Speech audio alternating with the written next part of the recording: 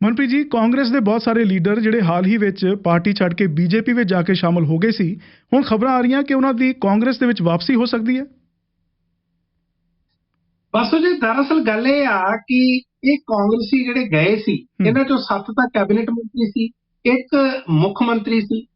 ਇਹ ਗਏ ਤਾਂ ਇਸ ਕਰਕੇ ਸੀ, ਜਾਂ ਤਾਂ ਇਹ ਵਿਜੀਲੈਂਸ ਬਿਊਰੋ ਦੇ ਕੇਸਾਂ ਤੋਂ ਡਰ ਕੇ ਗਏ ਸੀ, ਜਾਂ ਇਹਨਾਂ ਨੂੰ ਲੱਗਦਾ ਸੀ ਕਿ ਸ਼ਾਇਦ ਕੋਈ ਸਾਡੇ ਤੇ ਈਡੀ ਦਾ ਜਾਂ ਐਨਫੋਰਸਮੈਂਟ ਡਾਇਰੈਕਟੋਰੇਟ ਦਾ ਕੋਈ ਕੇਸ ਨਾ ਪੈ ਜੇ, ਜਾਂ ਇਹਨਾਂ ਨੂੰ ਇਹ ਲੱਗਦਾ ਸੀ ਕਿ ਕਾਂਗਰਸ ਦਾ ਲਗਭਗ ਹੁਣ ਖਤਮ ਹੋ ਗਈ ਆ, ਆਉਣ ਵਾਲਾ ਸਮਾਂ ਭਾਰਤੀ ਜਨਤਾ ਪਾਰਟੀ ਦਾ। ਪਰ ਇਸ ਤਰ੍ਹਾਂ ਹੋਇਆ ਨਹੀਂ, ਕਿਉਂਕਿ ਪੰਜਾਬ ਦੇ ਵਿੱਚ ਇਹਨਾਂ ਦੇ ਜਾਣ ਨਾਲ ਵੀ ਭਾਰਤੀ ਜਨਤਾ ਪਾਰਟੀ ਦਾ ਕਿਸੇ ਤਰ੍ਹਾਂ ਦਾ ਕੋਈ ਉਭਾਰ ਨਹੀਂ ਹੋਇਆ। ਹੁਣ ਤੁਸੀਂ ਦੇਖੋ, ਅਸੈਂਬਲੀ ਚੋਣਾਂ ਵਿੱਚ ਕੈਪਟਨ ਅਮਰਿੰਦਰ ਸਿੰਘ ਆਪਣੀ ਸੀਟ ਤਾਂ ਹਾਰੇ ਹੀ ਆ, ਜਿਹੜੇ ਇਹਨਾਂ ਦੀ ਪਾਰਟੀ ਦੇ ਨਾਲ ਲੱਗੇ ਸੀ ਉਹ ਸਾਰਿਆਂ ਦੀ ਜ਼ਮਾਨਤਾਂ ਜ਼ਬਤ ਹੋ ਗਈਆਂ। ਭਾਰਤੀ ਜਨਤਾ ਪਾਰਟੀ ਦੀਆਂ ਆਪਣੀਆਂ 2 ਚੋਣਾਂ ਲੜੀਆਂ ਨੇ, ਲੋਕ ਸਭਾ ਦੀ, ਇੱਕ ਸੰਗਰੂਰ ਦੀ ਤੇ ਇੱਕ ਜਲੰਧਰ ਦੀ, ਦੋਨਾਂ ਥਾਵਾਂ ਤੇ ਜ਼ਮਾਨਤ ਜ਼ਬਤ ਹੋ ਗਈ। ਸੁਨੀਲ ਜਾਖੜ ਜਿਹੜੇ ਕਾਂਗਰਸ ਤੋਂ ਗਏ ਨੇ ਤੇ ਅੱਜ ਕੱਲ੍ਹ ਪ੍ਰਧਾਨ ਨੇ, ਉਹ ਕਹਿੰਦੇ ਮੈਂ ਤਾਂ ਗੁਰਦਾਸਪੁਰ ਦੀ ਚੋਣ ਹੀ ਨਹੀਂ ਲੜਨੀ। ਇਸੇ ਤਰ੍ਹਾਂ ਸਨੀ ਦਿਓਲ ਸਿਟਿੰਗ ਐਮਪੀ ਨੇ ਗੁਰਦਾਸਪੁਰ ਤੋਂ, ਉਹ ਵੀ ਮੁੱਕਰ ਗਏ ਨੇ। ਹਾਲਾਤ ਇਸ ਤਰ੍ਹਾਂ ਦੇ ਬਣ ਗਏ ਨੇ ਕਿ ਭਾਰਤੀ ਜਨਤਾ ਪਾਰਟੀ ਜਿਹੜੀ ਇਸ ਟਾਈਮ ਪੰਜਾਬ ਦੇ ਵਿੱਚ ਖਿਲਰੀ ਪਈ ਆ। ਔਰ ਦੂਸਰੀ ਗੱਲ, ਜਿਹੜੇ ਓਰੀਜਨਲ ਬੀਜੇਪੀ ਦੇ, ਜਿਹੜੇ ਤੁਸੀਂ ਕਹਿ ਸਕਦੇ ਹੋ ਸੰਘ ਤੋਂ ਆਏ ਨੇ, ਆਰਐਸਐਸ ਤੋਂ ਆਏ ਨੇ ਜਾਂ ਇੱਥੋਂ ਦੇ ਨੇ, ਉਹਨਾਂ ਨੂੰ ਇਹ ਜਿਹੜੇ ਕਾਂਗਰਸੀ ਆ, ਇਹਨਾਂ ਦੇ ਨਾਲ ਕੋਈ ਉਹਨਾਂ ਦੀ ਸ਼ਮੂਲੀਅਤ ਨਹੀਂ ਹੋ ਰਹੀ, ਜਾਂ ਮੇਲ ਜੋਲ ਵੱਧ ਨਹੀਂ ਰਿਹਾ, ਗੱਠਜੋੜ ਨਹੀਂ ਹੋ ਰਿਹਾ, ਯਾਨੀ ਕਿ ਆਈਡੀਓਲੋਜੀ 'ਚ ਵੀ ਫਰਕ ਆ। ਇਹਨਾਂ ਸਾਰੀਆਂ ਚੀਜ਼ਾਂ ਨੂੰ ਦੇਖਦੇ ਹੋਏ ਹੁਣ ਜਿਹੜੀਆਂ ਚੀਜ਼ਾਂ ਆ ਰਹੀਆਂ ਨੇ ਕਿ ਇਹਨਾਂ ਦੀ ਘਰ ਵਾਪਸੀ ਹੋ ਸਕਦੀ ਆ। ਕਹਿਣ ਦਾ ਮਤਲਬ, ਕੈਪਟਨ ਅਮਰਿੰਦਰ ਸਿੰਘ ਤੇ ਕਹਿੰਦੇ 3 ਹੋਰ ਮੰਤਰੀ ਆ। ਹੁਣ ਤੁਸੀਂ ਦੇਖੋ, ਕੈਪਟਨ ਅਮਰਿੰਦਰ ਸਿੰਘ ਤਾਂ ਗਏ ਸੀ, ਇਸੇ ਤਰ੍ਹਾਂ ਗੁਰਪ੍ਰੀਤ ਸਿੰਘ ਕਾਂਗੜ ਗਏ ਸੀ, ਰਾਜਕੁਮਾਰ ਵੇਰਕਾ, ਉਸ ਤੋਂ ਇਲਾਵਾ ਸੁੰਦਰ ਸ਼ਾਮ ਅਰੋੜਾ, ਬਲਬੀਰ ਸਿੰਘ ਸਿੱਧੂ, ਰਾਣਾ ਗੁਰਮੀਤ ਸੋਢੀ ਤੇ ਮਨਪ੍ਰੀਤ ਸਿੰਘ ਬਾਦਲ, ਇਹ ਛੱਡ ਕੇ ਗਏ ਸੀ। ਤੇ ਹੁਣ ਇਹ ਕਿਹੜੇ 3 ਮੰਤਰੀ ਨੇ ਜਾਂ ਸਾਬਕਾ ਮੰਤਰੀ ਨੇ ਜਿਹੜੇ ਵਾਪਸ ਆਉਣਾ ਚਾਹੁੰਦੇ ਆ? ਕਾਂਗਰਸ ਕਹਿੰਦੀ ਕਿ ਅਸੀਂ ਆਉਣ ਵਾਲੇ ਦਿਨਾਂ ਦੇ ਵਿੱਚ ਇਹਨਾਂ ਦੇ ਨਾਂ ਵੀ ਅਨਾਉਂਸ ਕਰ ਦਾਂਗੇ, ਔਰ ਕੈਪਟਨ ਅਮਰਿੰਦਰ ਸਿੰਘ ਦੇ ਵੀ ਵਾਪਸ ਆਉਣ ਦੀ ਸੰਭਾਵਨਾ। ਤੁਹਾਨੂੰ ਯਾਦ ਹੋਣਾ ਵਾਸੂ ਜੀ, ਪਿਛਲੇ ਦਿਨਾਂ ਦੇ ਵਿੱਚ ਮੀਡੀਆ ਦੇ ਵਿੱਚ ਬੜੀਆਂ ਚਰਚਾਵਾਂ ਸੀ ਕਿ ਇਹਨਾਂ ਨੂੰ ਗਵਰਨਰ ਲਾ ਦਿੱਤਾ ਜਾਊਗਾ, ਕੈਪਟਨ ਅਮਰਿੰਦਰ ਸਿੰਘ ਨੂੰ। ਉਹ ਕੇਵਲ ਮੀਡੀਆ ਨੇ ਗਵਰਨਰ ਲਾਇਆ ਉਹਨਾਂ ਨੂੰ, ਅਸਲ ਦੇ ਵਿੱਚ ਭਾਰਤੀ ਜਨਤਾ ਪਾਰਟੀ ਨੇ ਕਿਤੇ ਨਹੀਂ ਉਹਨਾਂ ਨੂੰ ਐਡਜਸਟ ਕੀਤਾ। ਸੋ ਇਸ ਗੱਲ ਤੋਂ ਅੰਦਾਜ਼ਾ ਲਾ ਸਕਦੇ ਹੋ। ਔਰ ਖਾਸ ਤੌਰ ਤੇ ਜਿਹੜੇ ਟਕਸਾਲੀ ਦੇ ਬੀਜੇਪੀ ਵਾਲੇ, ਉਹ ਵੀ ਇਹਨਾਂ ਦੇ ਨਾਲ ਕੋਈ ਬਹੁਤ ਜ਼ਿਆਦਾ ਰਲ ਕੇ ਜਾਂ ਖੁਸ਼ ਨਹੀਂ ਆ। ਸੋ ਇਹਨਾਂ ਸਥਿਤੀਆਂ ਤੋਂ ਸਮਝ ਸਕਦੇ। ਇੱਕ ਚੀਜ਼ ਮੈਂ ਹੋਰ ਦੱਸਦਾ, ਪਿਛਲੇ ਦਿਨਾਂ ਦੇ ਵਿੱਚ ਅਮਰਿੰਦਰ ਸਿੰਘ ਰਾਜਾ ਵੜਿੰਗ ਕਾਂਗਰਸ ਦੇ ਪ੍ਰੈਜ਼ੀਡੈਂਟ ਨੇ, ਉਹਨਾਂ ਨੇ ਤਾਂ ਇੱਥੇ ਤੱਕ ਵੀ ਕਿਹਾ ਸੀ ਕਿ ਕੁਝ ਜਿਹੜੇ ਆਮ ਆਦਮੀ ਪਾਰਟੀ ਦੇ ਲੀਡਰਸ ਨੇ ਜਾਂ ਸਿਟਿੰਗ ਐਮਐਲਏਜ਼ ਵੀ ਨੇ, ਇਸ ਤਰ੍ਹਾਂ ਦਾ ਉਹਨਾਂ ਦਾ ਦਾਅਵਾ ਸੀ। ਉਸ ਦਾਅਵੇ ਦੇ ਵਿੱਚ ਕਿੰਨਾ ਕੁ ਸੱਚ ਹੈ ਇਹ ਤਾਂ ਬਾਅਦ 'ਚ ਪਤਾ ਲੱਗੂਗਾ। ਕਹਿੰਦੇ ਉਹ ਵੀ ਆਉਣਾ ਚਾਹੁੰਦੇ ਨੇ, ਉਹ ਪਾਰਟੀ ਦੇ ਵਿੱਚ ਸਫੋਕੇਟਡ ਮਹਿਸੂਸ ਕਰ ਰਹੇ ਨੇ, ਇਸ ਤਰ੍ਹਾਂ ਦੀ ਉਹਨਾਂ ਨੇ ਗੱਲ ਕਹੀ ਸੀ। ਜੀ ਵਾਸੂ ਜੀ। ਤੇ ਮਨਪ੍ਰੀਤ ਜੀ, ਤੁਸੀਂ ਰਾਜਾ ਵੜਿੰਗ ਦਾ ਜ਼ਿਕਰ ਕੀਤਾ, ਉਹਨਾਂ ਵੱਲੋਂ ਹੁਣ ਇਹ ਵੀ ਮੰਗ ਕੀਤੀ ਜਾ ਰਹੀ ਹੈ ਕਿ ਪੰਜਾਬ ਦੇ ਵਿੱਚ ਜਿਹੜੀ ਡਰੱਗ ਦੀ ਸਮੱਸਿਆ ਹੈ, ਉਹਦੇ ਖਿਲਾਫ ਠੋਸ ਕੋਈ ਕਦਮ ਚੁੱਕਣ ਵਾਸਤੇ ਵਿਧਾਨ ਸਭਾ ਦਾ ਸਪੈਸ਼ਲ ਸੈਸ਼ਨ ਸੱਦਣਾ ਚਾਹੀਦਾ। ਦੇਖੋ, ਪਹਿਲੀ ਗੱਲ ਤਾਂ ਅਮਰਿੰਦਰ ਸਿੰਘ ਰਾਜਾ ਵੜਿੰਗ ਉਹ ਵਿਅਕਤੀ ਨੇ ਜਿਹੜੇ ਕਿ ਸਾਬਕਾ ਕੈਬਨਿਟ ਮੰਤਰੀ ਆ, ਹੁਣ ਤਾਂ ਪ੍ਰਧਾਨ ਨੇ ਕਾਂਗਰਸ ਦੇ। ਔਰ ਕੈਪਟਨ ਅਮਰਿੰਦਰ ਸਿੰਘ ਦੀ ਸਰਕਾਰ 'ਚ ਜਾਂ ਚਰਨਜੀਤ ਸਿੰਘ ਚੰਨੀ ਸਰਕਾਰ ਦੇ ਵਿੱਚ ਇਹਨਾਂ ਦਾ ਬੜਾ ਇੰਪੋਰਟੈਂਟ ਅਹੁਦਾ ਸੀ। ਪਹਿਲੀ ਗੱਲ ਤਾਂ ਇਹਨਾਂ ਨੂੰ ਪੁੱਛਿਆ ਜਾਣਾ ਚਾਹੀਦਾ ਕਿ ਇਹਨਾਂ ਨੇ ਉਸ ਵੇਲੇ ਨਸ਼ਿਆਂ ਨੂੰ ਲੈ ਕੇ ਕੀ ਕੀਤਾ, ਕੀ ਕੋਈ ਸਪੈਸ਼ਲ ਸੈਸ਼ਨ ਬੁਲਾਇਆ? ਉਹਨਾਂ ਦੇ ਮੁੱਖ ਮੰਤਰੀ ਕੈਪਟਨ ਅਮਰਿੰਦਰ ਸਿੰਘ, ਆਪਾਂ ਨੂੰ ਸਾਰਿਆਂ ਨੂੰ ਪਤਾ ਵਾਸੂ ਜੀ, ਕਿਸ ਤਰ੍ਹਾਂ ਗੁਟਕਾ ਸਾਹਿਬ ਦੀ ਸਹੁੰ ਚੱਕ ਕੇ ਆਏ ਸੀ, 4 ਹਫ਼ਤਿਆਂ ਦੇ ਵਿੱਚ ਮੈਂ ਨਸ਼ੇ ਖਤਮ ਕਰ ਦੂੰਗਾ। ਇੱਕ ਤਾਂ ਗੱਲ ਇਹ ਆ। ਦੂਸਰੇ ਪਾਸੇ ਇਸ ਵਕਤ ਵੀ ਜਿਹੜੀ ਸਥਿਤੀ ਆ ਆਮ ਆਦਮੀ ਪਾਰਟੀ ਦੀ, ਜਿਹੜੀ ਕਹਿੰਦੀ ਸੀ ਕਿ ਨਸ਼ੇ 1 ਮਹੀਨੇ ਦੇ ਅੰਦਰ ਖਤਮ ਕਰ ਦਾਂਗੇ, ਲਗਭਗ 1.5 ਸਾਲ ਹੋਣ ਜਾ ਰਿਹਾ ਔਰ ਨਸ਼ੇ ਉਸੇ ਤਰ੍ਹਾਂ ਧੜੱਲੇ ਨਾਲ ਵਿਕ ਰਹੇ ਨੇ। ਔਰ ਇਹ ਗੱਲ ਜਿਹੜੀ ਆ ਉਹ ਇਹਨਾਂ ਦੇ ਖੁਦ ਪੁਲਿਸ ਅਫਸਰ, ਆਪਾਂ ਕੱਲ ਹੀ ਗੱਲ ਕੀਤੀ ਸੀ, ਇੱਕ ਫਿਰੋਜ਼ਪੁਰ ਦੇ ਡੀਐਸਪੀ ਸੁਰਿੰਦਰ ਬਾਂਸਲ ਨੇ ਆਪਣੇ ਐਸਐਸਪੀ ਨੂੰ ਚਿੱਠੀ ਲਿਖੀ ਕਿ ਸਾਡਾ ਦਾ ਸਾਰਾ ਮਹਿਕਮਾ ਇਹਨਾਂ ਦੇ ਨਾਲ ਰਲਿਆ ਹੋਇਆ। ਇਸੇ ਦਾ ਤੁਸੀਂ ਯਾਦ ਕਰੋ, ਇਸੇ ਇਲਾਕੇ ਤੋਂ ਫਿਰੋਜ਼ਪੁਰ ਤੋਂ ਡੀਆਈਜੀ ਇੰਦਰਬੀਰ ਸਿੰਘ, ਉਹਨਾਂ ਤੇ ਰਿਸ਼ਵਤਾਂ ਦੇ ਇਲਜ਼ਾਮ ਨੇ। ਸੋ ਤਮਾਮ ਤਰ੍ਹਾਂ ਦੀਆਂ ਗੱਲਾਂ ਨੇ। ਜਿੰਨੀ ਦੇਰ ਤੱਕ ਇਹਨਾਂ ਦੀ ਸ਼ਮੂਲੀਅਤ ਆ, ਖਾਸ ਤੌਰ ਤੇ ਪੁਲਿਸ ਦੀ, ਔਰ ਇਸ ਪੁਲਿਸ ਦੀ ਸ਼ਮੂਲੀਅਤ ਨੂੰ ਕੌਣ ਰੋਕ ਸਕਦਾ? ਸਰਕਾਰ, ਜਿਨ੍ਹਾਂ ਕੋਲੇ ਖਾਸ ਤੌਰ ਤੇ ਭਗਵੰਤ ਮਾਨ, ਜਿਨ੍ਹਾਂ ਕੋਲੇ ਇਹ ਮਹਿਕਮਾ home affairs and justice department. ਪਰ ਕਿਉਂ ਨਹੀਂ ਇਸ ਤੇ? ਇਹ ਠੀਕ ਹੈ ਕਿ ਤੁਸੀਂ ਸੈਸ਼ਨ ਦੀ ਮੰਗ ਕਰ ਰਹੇ ਹੋ, ਇਹ ਪੋਲੀਟੀਕਲ ਜ਼ਿਆਦਾ ਲੱਗਦਾ, ਪਰ ਇਹਨਾਂ ਨੂੰ ਅਮਰਿੰਦਰ ਸਿੰਘ ਰਾਜਾ ਵੜਿੰਗ ਨੂੰ ਘੱਟੋ ਘੱਟ ਆਪਣੇ ਅੰਦਰ ਵੀ ਝਾਤੀ ਮਾਰਨੀ ਚਾਹੀਦੀ। ਜੀ ਵਾਸੂ ਜੀ। ਮਨਪ੍ਰੀਤ ਜੀ, ਪੰਜਾਬ ਸਰਕਾਰ ਵੱਲੋਂ ਹਾਲ ਹੀ ਵਿੱਚ ਸਬ ਇੰਸਪੈਕਟਰ ਭਰਤੀ ਕੀਤੇ ਗਏ ਨੇ, ਉਹਨੂੰ ਲੈ ਕੇ ਵੀ ਹੁਣ ਕੰਟਰੋਵਰਸੀ ਛਿੜ ਗਈ ਹੈ ਕਿ ਜਿਹੜੀਆਂ ਬਹੁਤੀਆਂ ਭਰਤੀਆਂ ਹੋਈਆਂ ਉਹ ਲੋਕ ਭਰਤੀ ਕਰ ਲਏ ਗਏ ਜਿਹੜੇ ਬਾਕੀ ਸੂਬਿਆਂ ਦੇ ਰਹਿਣ ਵਾਲੇ ਸੀ, ਪੰਜਾਬੀਆਂ ਨੂੰ ਇਹ ਨੌਕਰੀਆਂ ਮਿਲੀਆਂ ਹੀ ਨਹੀਂ। ਦੇਖੋ ਵਾਸੂ ਜੀ, ਬਿਲਕੁਲ ਤੁਹਾਡੀ ਗੱਲ ਠੀਕ ਆ। ਕਾਂਗਰਸ ਨੇ ਮੁੱਦਾ ਚੱਕਿਆ 560 ਦੇ ਕਰੀਬ ਸਬ ਇੰਸਪੈਕਟਰਸ ਉਹ ਪੰਜਾਬ ਪੁਲਿਸ ਦੇ ਵਿੱਚ ਭਰਤੀ ਕੀਤੇ ਗਏ ਸੀ ਤੇ ਉਹਨਾਂ ਨੂੰ ਹੁਣ ਜਿਹੜੀਆਂ ਅਪਾਇੰਟਮੈਂਟ ਲੈਟਰਸ ਨੇ, ਰਿਕਰੂਟਮੈਂਟ ਜਿਹੜੀ ਉਹਨਾਂ ਦੀ ਹੋ ਗਈ ਆ, ਉਹਨਾਂ ਦੀਆਂ ਚਿੱਠੀਆਂ ਉਹਨਾਂ ਨੂੰ ਦਿੱਤੀਆਂ ਜਾਣਗੀਆਂ। ਕਾਂਗਰਸ ਨੇ ਮੁੱਦਾ ਚੱਕਿਆ ਕਿ ਇਹਦੇ ਵਿੱਚ ਮਾਨਸੇ ਦੇ ਖਾਸ ਤੌਰ ਤੇ 7 ਇਸ ਤਰ੍ਹਾਂ ਦੇ ਸਬ ਇੰਸਪੈਕਟਰ ਨੇ ਜਿਨ੍ਹਾਂ ਵਿੱਚੋਂ 6 ਹਰਿਆਣੇ ਦੇ ਨੇ। ਪਰ ਹੁਣ ਸਰਕਾਰ ਦਾ ਇਹਦੇ ਉੱਤੇ ਇੱਕ ਆਪਣੇ ਸਟੇਟਮੈਂਟ ਆਈ ਆ।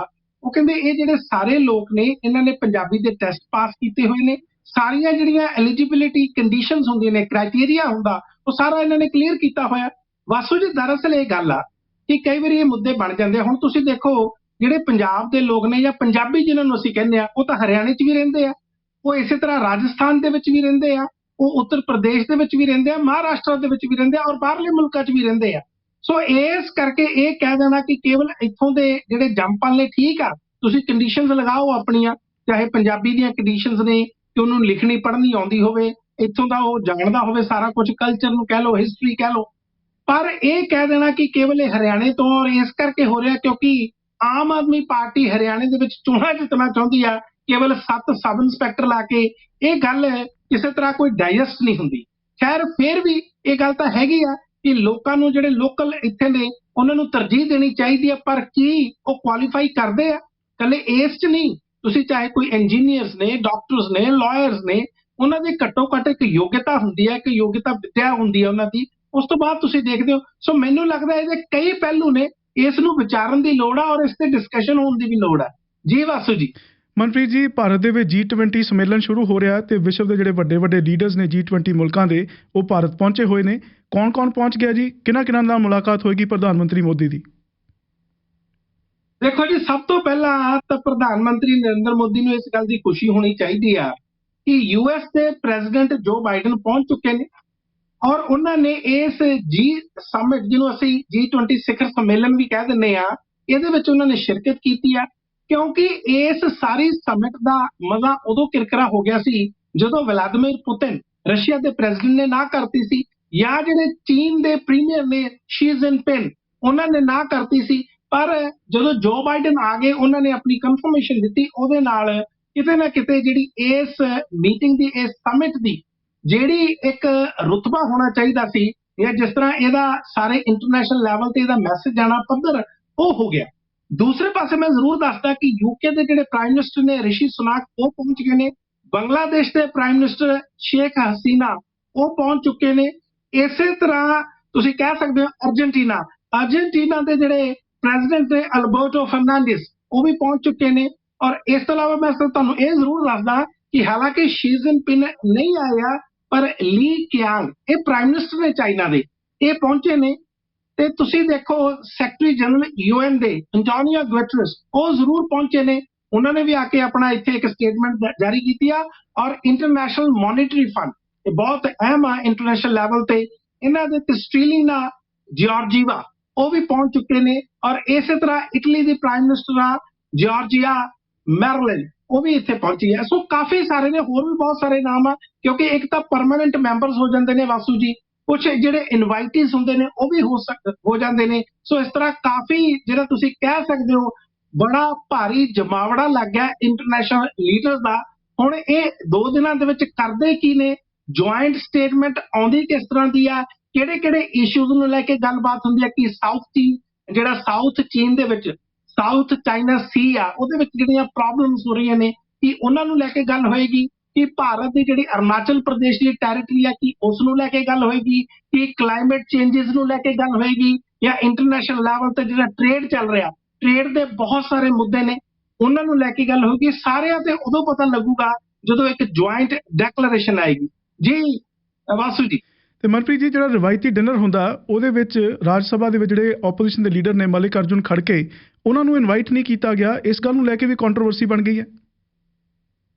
ਬਿਲਕੁਲ ਬਣੀ ਤਾਂ ਜ਼ਰੂਰ ਹੈ। ਦੇਖੋ, ਵਿਰੋਧੀ ਪਾਰਟੀਆਂ ਜਿਹੜੀਆਂ, ਉਹ ਅਕਸਰ ਇਹਨਾਂ ਚੀਜ਼ਾਂ ਨੂੰ ਉਜਾਗਰ ਕਰਦੀਆਂ ਨੇ ਕਿ ਦੇਖੋ ਜੀ, ਮਲਿਕਾ ਅਰਜੁਨ ਖੜਗੇ ਨੂੰ ਬੁਲਾਇਆ ਨਹੀਂ ਗਿਆ। ਤੁਹਾਨੂੰ ਯਾਦ ਹੋਣਾ ਵਾਸੂ ਜੀ, ਜਦੋਂ ਇੱਕ ਕਮੇਟੀ ਬਣੀ ਸੀ ਕਿ ਅਸੀਂ ਵਨ ਨੇਸ਼ਨ ਵਨ ਇਲੈਕਸ਼ਨ ਕਰਾਉਣੀ ਹੈ, ਇੱਕ ਪੈਨਲ ਬਣਿਆ ਸੀ, ਰਾਮਨਾਥ ਕੋਵਿੰਦ ਜਿਹੜੇ ਸਾਬਕਾ ਰਾਸ਼ਟਰਪਤੀ ਨੇ ਭਾਰਤ ਦੇ, ਉਦੋਂ ਵੀ ਇਹ ਕੰਟਰੋਵਰਸੀ ਸੀ ਕਿ ਉਹਨਾਂ ਨੂੰ ਵਿੱਚ ਪਾਇਆ ਨਹੀਂ ਗਿਆ। ਸੋ ਇਹ ਹੈ ਕਿ ਡਿਨਰ ਦੇ ਵਿੱਚ ਉਹਨਾਂ ਨੂੰ ਸੱਦਿਆ ਗਿਆ ਔਰ ਇਸ ਨੂੰ ਨਾ ਸੱਦਣ ਨਾਲ ਜਿਹੜੀਆਂ ਵਿਰੋਧੀ ਪਾਰਟੀਆਂ ਉਹ ਇਸ ਨੂੰ ਜ਼ਰੂਰ ਮੁੱਦਾ ਬਣਨਗੀਆਂ। ਮੁੱਦੇ ਤਾਂ ਹੋਰ ਵੀ ਬਹੁਤ ਸਾਰੇ ਨੇ, ਬਣ ਰਹੇ ਨੇ, ਮੀਡੀਆ ਨੂੰ ਲੈ ਕੇ, ਗਰੀਬ ਲੋਕਾਂ ਦੀਆਂ ਝੋਪੜੀਆਂ ਜਿਹੜੀਆਂ ਉੱਥੇ ਬਣੀਆਂ ਹੋਈਆਂ ਨੇ ਉਹਨਾਂ ਨੂੰ ਲੈ ਕੇ, ਕੁਝ ਜਿਹੜੇ ਅਵਾਰਾ ਪਸ਼ੂ ਨੇ, ਕੁੱਤੇ ਨੇ, ਉਹਨਾਂ ਨੂੰ ਕਿਸ ਤਰ੍ਹਾਂ ਜ਼ਬਰਦਸਤੀ ਹਟਾਇਆ ਜਾ ਰਿਹਾ, ਪਾਸੇ ਕੀਤਾ ਜਾ ਰਿਹਾ, ਉਹਨਾਂ ਨੂੰ ਲੈ ਕੇ। ਤੁਸੀਂ ਯਾਦ ਕਰੋ ਵਾਸੂ ਜੀ, ਜਦੋਂ ਭਾਰਤ ਦੇ ਵਿੱਚ ਡੋਨਲਡ ਟਰੰਪ ਆਏ ਸੀ ਸਨ 2020 ਫਰਵਰੀ ਦੇ ਮਹੀਨੇ ਦੇ ਵਿੱਚ, ਗੁਜਰਾਤ ਦੇ ਵਿੱਚ ਭਾਰਤ ਦੇ ਪ੍ਰਧਾਨ ਮੰਤਰੀ ਉਹਨਾਂ ਨੂੰ ਲੈ ਕੇ ਗਏ ਸੀ ਉੱਥੇ ਸਟੇਡੀਅਮ ਦੇ ਵਿੱਚ। ਸਟੇਡੀਅਮ ਖਚਾ ਖਚ ਭਰਿਆ ਹੋਇਆ ਸੀ, ਪਰ ਜਿਸ ਰਾਹ ਤੋਂ ਉਹ ਲੰਘ ਰਹੇ ਸੀ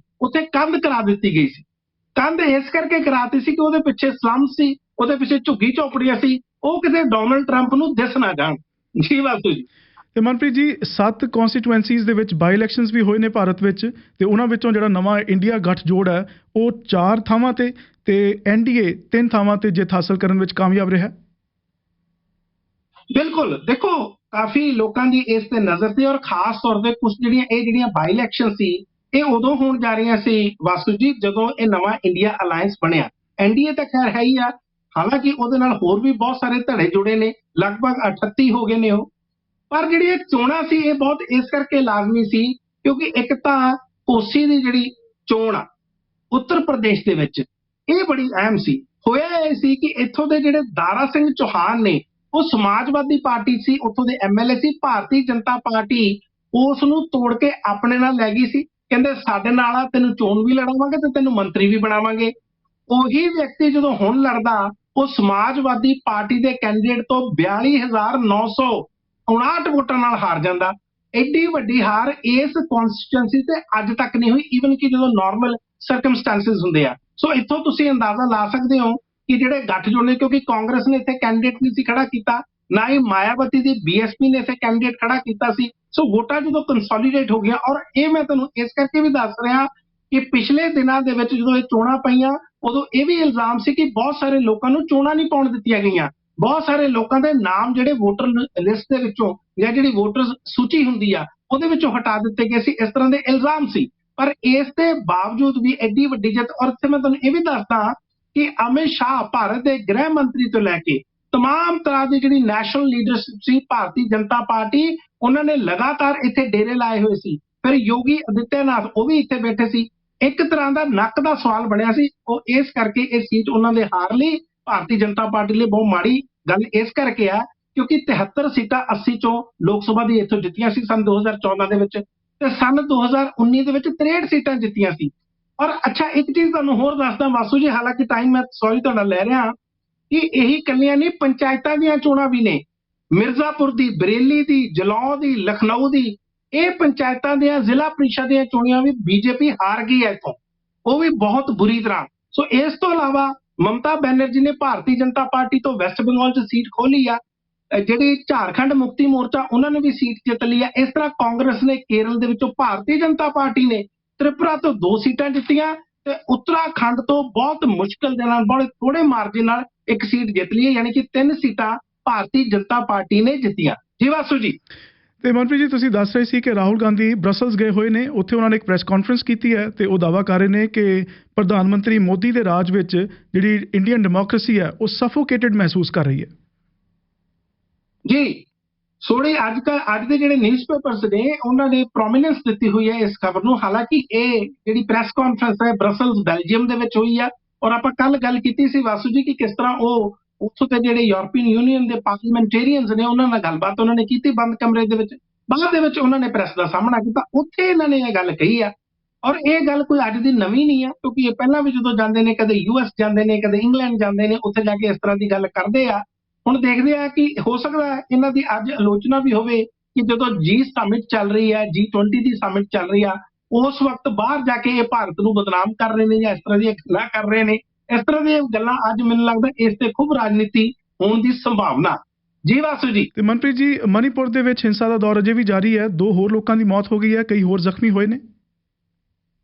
ਜੀ ਇਹ ਬੜੀ ਹੈਰਾਨ ਕਰਨ ਵਾਲੀ ਗੱਲ ਆ। ਆਪਾਂ ਪਹਿਲਾਂ ਵੀ ਗੱਲ ਕੀਤੀ ਸੀ ਕਿ 5ਵੇਂ ਮਹੀਨੇ ਦੇ ਵਿੱਚ ਮਨੀਪੁਰ ਦੀ ਹਿੰਸਾ ਦਾਖਲ ਹੋ ਗਈ ਆ। ਭਾਰਤੀ ਜਨਤਾ ਪਾਰਟੀ ਦੀ ਕੇਂਦਰ ਦੇ ਵਿੱਚ ਵੀ ਸਰਕਾਰ ਆ, ਇਸੇ ਤਰ੍ਹਾਂ ਮਨੀਪੁਰ ਸੂਬੇ ਦੇ ਵਿੱਚ ਵੀ ਸਰਕਾਰ ਆ, ਔਰ ਉਸ ਤੋਂ ਬਾਅਦ ਬੀਤੇ ਕੱਲ ਉੱਥੇ ਫਾਇਰਿੰਗ ਹੁੰਦੀ ਆ, ਗਨ ਸ਼ਾਟਸ ਚੱਲਦੇ ਨੇ, ਗੋਲੀਆਂ ਚੱਲਦੀਆਂ, ਉਹਦੇ ਵਿੱਚ 50 ਵਿਅਕਤੀ ਘੱਟੋ ਘੱਟ ਦੱਸੇ ਜਾਂਦੇ ਨੇ ਜ਼ਖਮੀ, ਔਰ ਉਹਦੇ ਵਿੱਚ ਇੱਕ ਆਰਮੀ ਦਾ ਮੇਜਰ ਵੀ ਆ। ਔਰ ਇਸ ਤੋਂ ਇਲਾਵਾ 2 ਵਿਅਕਤੀਆਂ ਦੀ ਮੌਤ ਵੀ ਹੋ ਗਈ ਆ। ਸੋ ਇਹ ਜਿਹੜੀਆਂ ਘਟਨਾਵਾਂ ਨੇ ਉੱਥੇ ਜਿਹੜੀਆਂ ਬੰਦ ਨਹੀਂ ਹੋ ਰਹੀਆਂ ਲਗਾਤਾਰ, ਔਰ ਇਸ ਨੂੰ ਅਸਮ ਰਾਈਫਲਸ ਆ ਉਹਨੇ ਕਾਫੀ ਮੁਸ਼ਕਲ ਦੇ ਨਾਲ ਇਹ ਸਾਰੀ ਸਿਚੁਏਸ਼ਨ, ਉੱਥੇ ਕੱਲ ਵਾਲੀ ਸਿਚੁਏਸ਼ਨ ਦੀ ਮੈਂ ਗੱਲ ਕਰ ਰਿਹਾ, ਉਸ ਨੂੰ ਕੰਟਰੋਲ ਕਰਨ ਦੀ ਕੋਸ਼ਿਸ਼ ਕੀਤੀ ਆ। ਪਰ ਕਿਤੇ ਨਾ ਕਿਤੇ ਮੈਨੂੰ ਲੱਗਦਾ ਇਹ ਜਿਹੜੀਆਂ ਸਰਕਾਰਾਂ ਨੇ ਇਹ ਜਦੋਂ ਸੰਜੀਦਾ ਨਹੀਂ ਹੁੰਦੀਆਂ ਇਸ ਤਰ੍ਹਾਂ ਦੀ ਹਿੰਸਾ ਨੂੰ ਕੰਟਰੋਲ ਕਰਨ ਦੇ ਵਿੱਚ, ਤੇ ਫਿਰ ਉਹਨਾਂ ਤੇ ਸਵਾਲ ਜ਼ਰੂਰ ਖੜੇ ਹੁੰਦੇ ਨੇ। ਜੀ ਵਾਸੂ ਜੀ। ਮਨਪ੍ਰੀਤ ਜੀ, ਇਹਨਾਂ ਸਾਰੀਆਂ ਖਬਰਾਂ ਲਈ ਤੁਹਾਡਾ ਬਹੁਤ ਧੰਨਵਾਦ ਜੀ। ਹੁਣ ਆਪਣੀ ਸੋਮਵਾਰ ਨੂੰ ਗੱਲਬਾਤ ਹੋਏਗੀ। Have a very nice weekend. ਬਹੁਤ ਬਹੁਤ ਧੰਨਵਾਦ ਤੁਹਾਡਾ ਵੀ Vasu ji, and you too have a nice weekend ਜੀ।